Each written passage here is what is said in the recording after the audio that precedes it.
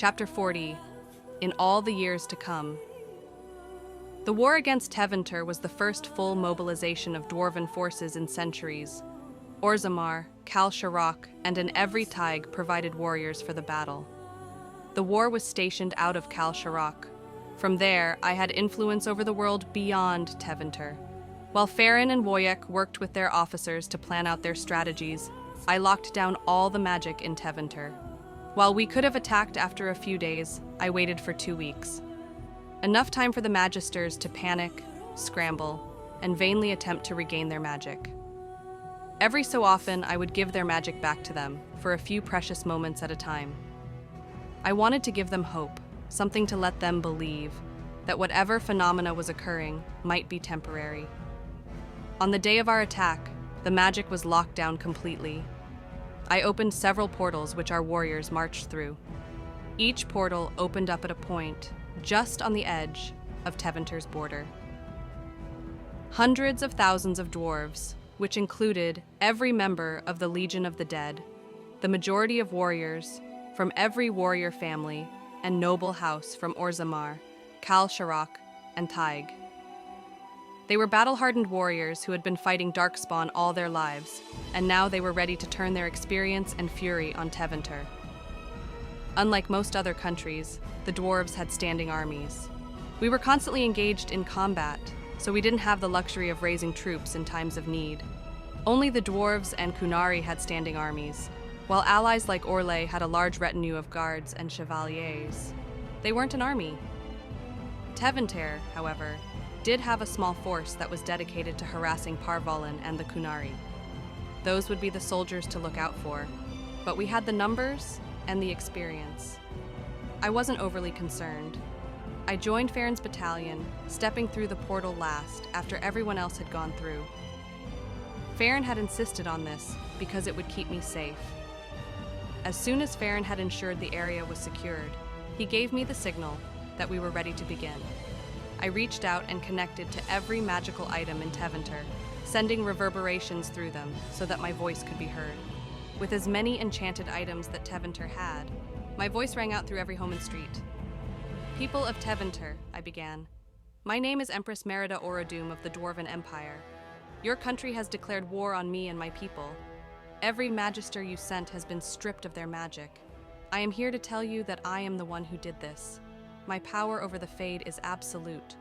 So long as you are within my influence, it is I who chooses whether or not you may cast even the simplest off-cantrips. To the Magisters, I continued, my tone unwavering and authoritative. Your entire country is surrounded. Nearly every dwarven warrior is prepared to march into your country and kill everyone in their way. However, I am not without mercy. If, within the next 30 minutes, a representative of the Magisterium comes before me and surrenders, I will guarantee that some of you will live. I moved on to the next part of my address. To the citizens of Tevinter, I do not wish to harm anyone. I do not have to. However, anyone caught with slaves or having killed their slaves will be executed on sight. Release your slaves this instant, and you will be spared. Give them food and money, and send them on their way to Tevinter's borders. My warriors will soon meet them as we make our way into your country, and they will be cared for. Finally, I connected myself to every dwarf in Tevinter. To my people who reside here, your families have a long history of trade in Tevinter. However, the Magisters have attempted to assassinate me, allied with the Darkspawn, and attempted to slaughter our people, all in the hope to gain access to the lyrium we mine in Orzammar. They knew precisely where to appear in the city. This tells me that one or more of you helped them in this attack in the hopes of profiting from my death and the death of hundreds of thousands of your people. Know this, I will find every traitor among you. There will be no mercy shown to any who aided in that attack. If any of you know someone responsible, you will be rewarded for detaining them for me. In the end, no one came to barter for peace. The dwarven forces marched into Tevinter. They were joined by Orlesian chevaliers, elven archers and scouts, as well as Ferelden soldiers. The Qunari had asked to join the campaign, but I had refused, citing that I didn't want this to appear as if we were taking a side in their conflict with Tevinter. They did, however, place a few dreadnoughts along Tevinter's shoreline, just as a show of force. Every dwarven battalion met with thousands of freed slaves fleeing Tevinter. They were met with care and open arms. The elven forces took most of the slaves to camps where they were tended to. Any harm or illness was dealt with wounds or trauma treated carefully. Most of the slaves were brought back with us and introduced into their respective societies. Over time, they would begin to live happy and productive lives. The magisters and the magisterium were quickly rounded up. They had tried to hide, but my stone sense made them easy to find. They were carefully questioned, but since none of them had decided to surrender in the time I had given them, they were all put to death. In the end, we discovered that Seven had used Corypheus's knowledge and memories to hunt down ancient artifacts, which proved to the magisters that he was one of the ancients. He used that influence to gain power over the magisterium and convince the whole of Tevinter to consider Orzammar an enemy. Once I had the lyrium legislation passed that forbade lyrium being sold to anyone who trafficked in slaves, it was easy for Seven to foment more and more aggression against us. It wasn't difficult for him to find others who were willing to support an attack on the city directly. Thousands of magisters were killed over the next few weeks. The small fighting force Tevinter had mostly surrendered in the face of overwhelming odds. Any mages in the fighting forces were immediately killed, while the others were taken prisoner. There was a lesson to be taught in this confrontation, and that lesson was that magic would no longer be used to subjugate others. The mages in Tevinter that fought against us would learn that lesson. The magisters who had been questioned gave us the names of the Tevinter dwarves who had betrayed our people so that they could gain dominion over Orzammar and control over the lyrium supply. They gave this information in the hopes of having their lives spared. They weren't, but they received much more lenient executions. As far as the dwarves who had betrayed our people were concerned, they were to be made examples of. I met with each of the named conspirators personally and sifted through their memories. Anyone who was aware of the conspiracy and did not protest or make some attempt at stopping things was brought before the linked minds of our people. I showed them the memories. I showed how they worked against their people, their king, and their empress. And while I was content to put them to a swift death, I let the collective thoughts of the people decide what to do with them. The people were far less forgiving than I was. Their families were stripped of all wealth and privileges. Every person who actively participated in the coup was executed. Those who knew but weren't active participants and did nothing to try and stop things were banished to the surface, with their names spread throughout the kingdoms of all of our allies, so that even finding work would be difficult.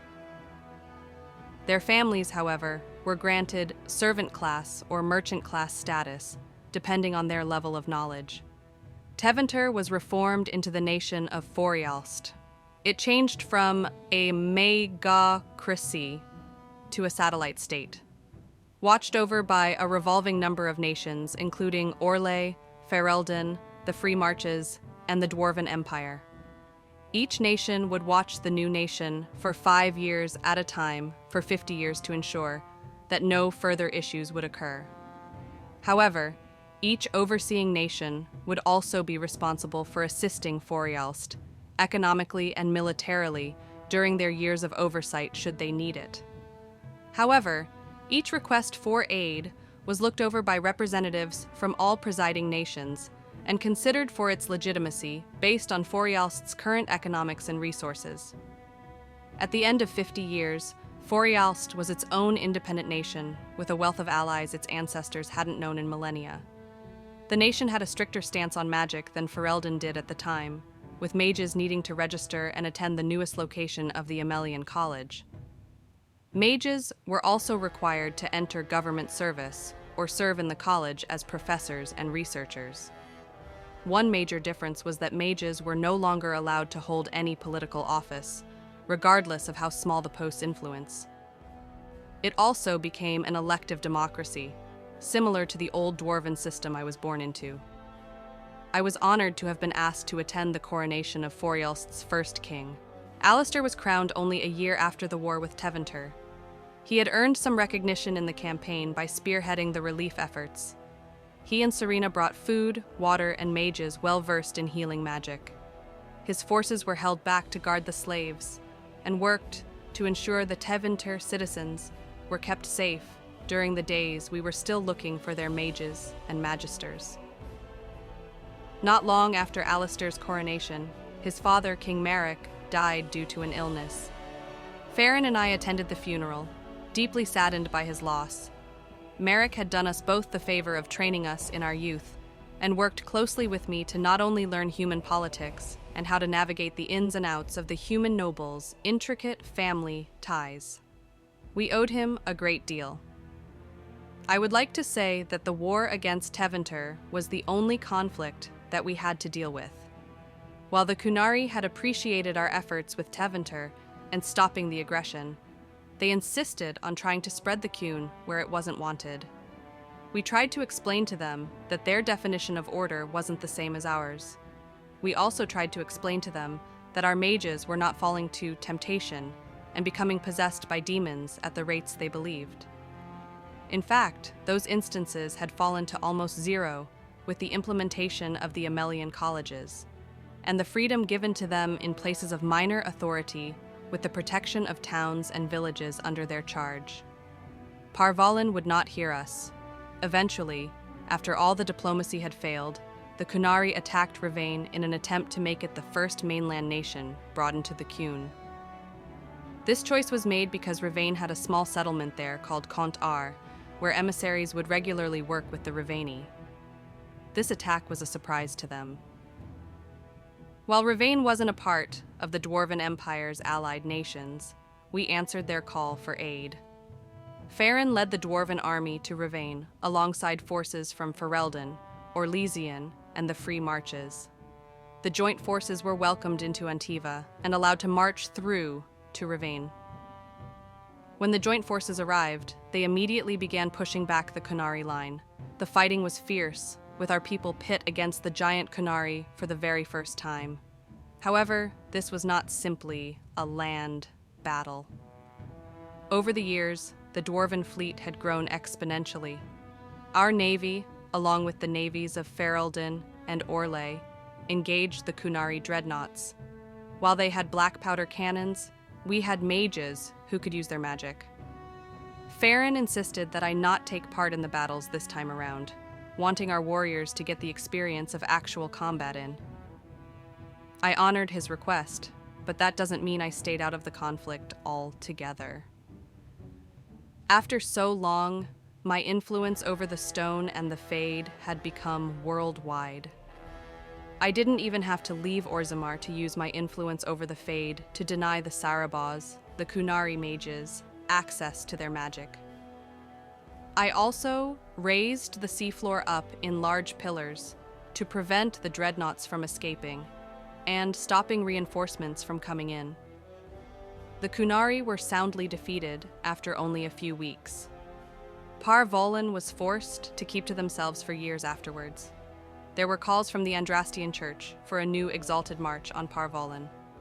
Pressure was put on the Orlesian Emperor to sanction the march, but Serena and Alistair's eldest son, King Bertrand of Ferelden, and myself managed to talk the church down. It wouldn't do to attack them and provoke them even further. The conflict did manage to bring Rivain and Antiva into the fold of the allied nations. While the dynamics of certain freelance organizations like the Anti-Van Crows and the fact that Rivain did not support the Andrastian Church were small issues, they were eventually figured out. I admit that it was nice to have another group of people who didn't worship Andraste within the allied nations. It allowed me to push back against the church, who would regularly insist that a church be allowed in dwarven taigs and cities. While I was responsible to push my people forward in many ways, I was also responsible for upholding our traditions. This meant that our caste system, which remained firmly in place, became much more flexible. However, it also meant that we kept true to our origins and to our creators. We were connected more than any other people in the world. We were connected through the Titans. We were the stone. And any threat to that connection was met with refusal and scorn. Dwarves did not take well to threats to their tradition. While individuals were not banned from worshipping Andrastai if they wished to, the church itself was not allowed a presence within the empire. The second war against the Qunari came nearly a century later. This time, they didn't have a foothold to start with, and instead attacked Forjalst. There was no way of talking the Andrastian church out of an exalted march this time. The whole of the faith was ready to burn Par Vollen to the ground, but I offered to handle the situation myself. While Farron didn't want me to engage the Qunari personally, I was resigned to put this issue to bed permanently. However, to put his mind at ease, I agreed not to leave Orzammar. By that time, I had managed to erase my blind spot as far as water was concerned. I scried the location of the ships and the ongoing battles. Every Qunari soldier was dragged beneath the earth. Every ship was sunk. And then I turned Par Vollen into a tomb. Every Qunari above a certain age, and every member of the Qun on that island, was crushed beneath the surface of their home. As an act of mercy, I had the dwarven fleet sail to Par Vollen and rescue the children who had been too young to be indoctrinated into the Qun. The children were brought to Ravain, where they were welcomed and cared for. Not everything was worry and war, however. Farron and I had our first child 2 years after we were wed. A boy who we named Frandlin. A year after that, we had our second. A girl we named Triana. 3 years later, we had a set of twins, a boy and a girl that we named Endrin and Kala. The children were everything a parent could hope for. They worked diligently to be shining examples of the Empress. They became ambassadors, smiths, warriors, and enchanters. Kala and Endrin focused especially diligently on lyrium technology development under Balin's tutelage. We stopped having children once it became noticeable that while everyone around us were aging, we were not. Serena was the first of the fated to pass away, mourned by Alastair, her children, and grandchildren. Next was Alan, who died a celebrated mage and father. Regretfully, his only child died in a magical experiment. Then went Aelfric, loved by his people and the rest of the world for having brought such amazing new food to Thedas. Triana was the last to go, and her passing broke my heart. Her people, her children, her grandchildren, all of her people, Farron and I, our children and our grandchildren, all mourned her passing. She was my best friend, and it hurt to lose her. With the realization that Farron and I weren't aging, we stopped having children. This was among the best decisions we made for ourselves. We loved our children deeply, and our grandchildren as well. But the pain of the loss of our friends, and the hurt we knew would come when we outlived our descendants, convinced us to have no others. We watched as our children grew old, how our grandchildren had children, and their children had children. It was a mixture of joy and sorrow. However, our descendants continued to make us proud, regardless. The lyrium technology was something nearly all of our grandchildren gravitated towards and became the primary export of our people, even over lyrium itself. As a matter of fact, the world experienced a radical change as lyrium technologies advanced. Communications, defenses, and weapons technologies made leaps and bounds thanks to them. By the time our great-grandchildren, things were looking much more advanced than the world I'd been born into. The funny thing, however, is that magic still kept things relatively similar in most other ways. The mother of all necessity was mostly taken care of by magic, so lyrium technology handled things that magic couldn't easily replace since war, and communication weren't able to be handled primarily by magic. Apart from the few wars mentioned, Thedas enjoyed centuries of relative peace. I helped to reclaim every inch of the former Dwarven Empire and expanded it nearly 3 times over. I would have expanded it more, but dwarves couldn't populate it fast enough. I didn't want to spread our numbers too thin. Still, the empire was thriving and boasted the largest economy in the world. It also made itself indispensable to every other nation in terms of trade and military power. Through my diplomacy and the hard work and diligent effort of my people, we became the foremost nation of Thedas. I kept my tradition of walking the streets of Orzammar on my birthday, giving gifts to the people, and celebrating our empire's anniversary as well. I also honored the memory of the Battle of Ostagar by visiting the memorial mausoleum each year. These two traditions were two of the most important ones I wanted to keep up, even if the rest of my people didn't. But that's not something I had to worry about, Merida said with pride as she looked out on the dwarves gathered in the mausoleum, knowing full well that the city, the deep roads that led to it, and the mountain path that led to the city's gates we packed full of dwarves. Her image was being relayed through lyrium mirrors to everyone in attendance. I went to sleep one evening in the 458th year of my reign and did not wake. However, I did not die either. I still sleep to this day. My descendants and my people honor me with their love, their hope, and their devotion every year by visiting me. Merida turned and motioned to Farron, who stood next to the glass encasement where his wife slept soundly. I am guarded, each and every day, by my husband. He stands watch, devoted and without doubt, that I will one day wake and take up my crown once more. This was the tale of my life, with all of its secrets and details laid bare. I was a stranger born into this world, born a dwarf, born a mage. I used my knowledge of the world to do right by my people. I spent every day working for the betterment of all dwarves. I am the very world itself. I am the Fade. I am a mage, a champion, a hero, a paragon, a titan. I am the mother of dwarves. I am Empress Merida Oradum. Farron looked at Merida and smiled sadly. This was his and Merida's great-grandchild 30 times over. This was the millennia anniversary of the Dwarven Empire, and the 502nd year that the Empress had been sleeping. It was surprising to see how much the speaker favored her ancestor.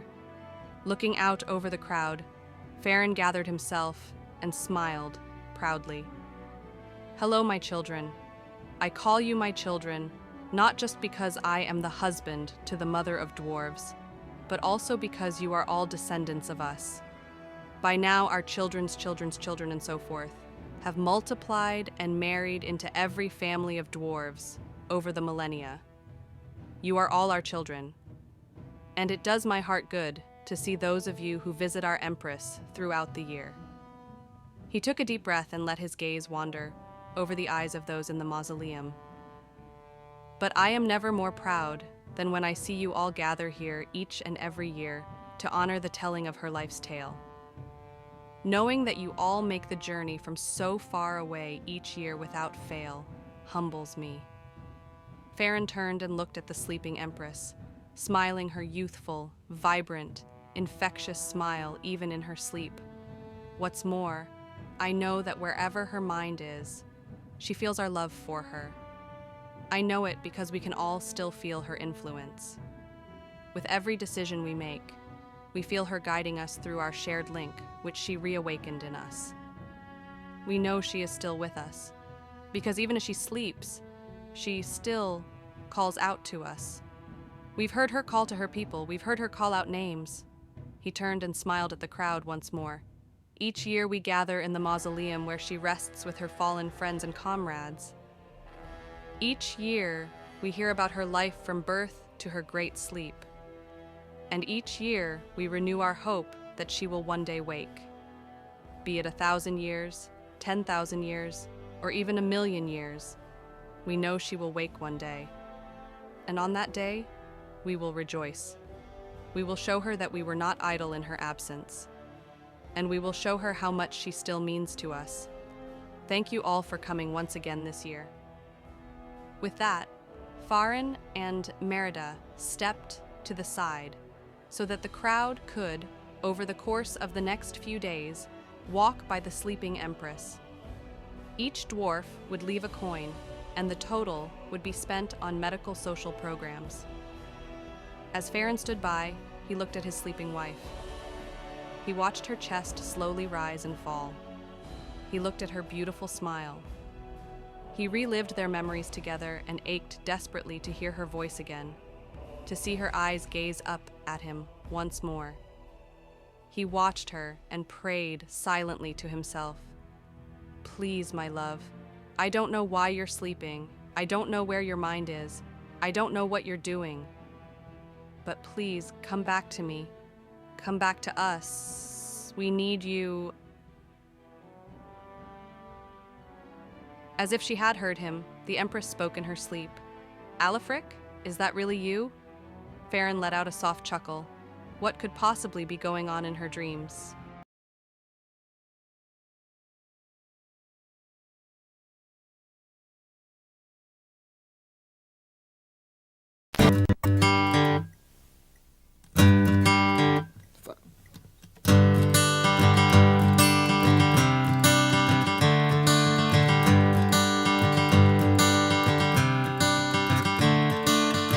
Another turning point, a fork stuck in the road. Time grabs you by the wrist, directs you where to go. So make the best of this test and don't ask why. It's not a question but a lesson learned in time.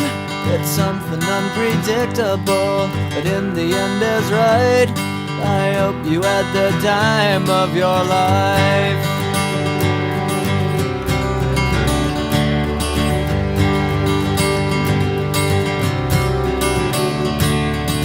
So take the photographs and still frames in your mind, hanging on a shelf in good health and good time. Tattoos of memories and dead skin on trial. For what it's worth, it was worth all the while. It's something unpredictable, but in the end is right. I hope you had the time of your life.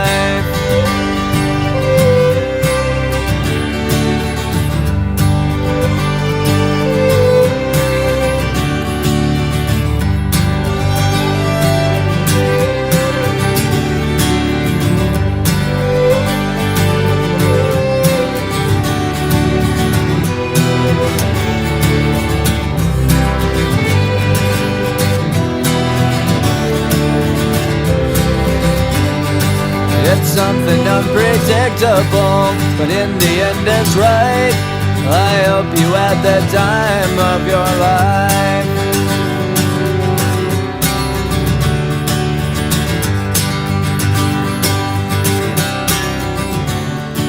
It's something unpredictable, but in the end is right. I hope you had the time of your life.